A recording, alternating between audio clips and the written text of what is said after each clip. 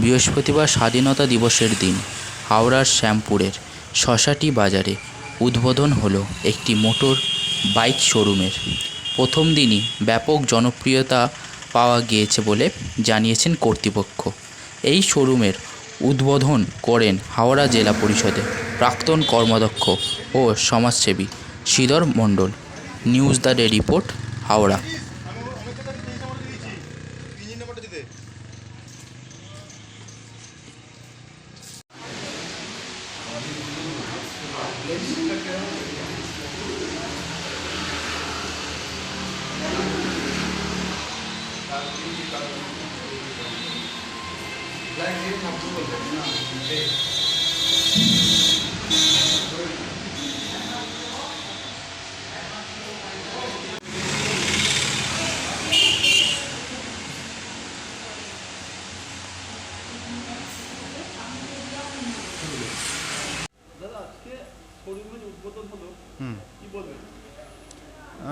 দেখুন, আমরা তো এখানকার মানুষের একটা নিয়েই আমরা শোরুম বানিয়েছি এখানে।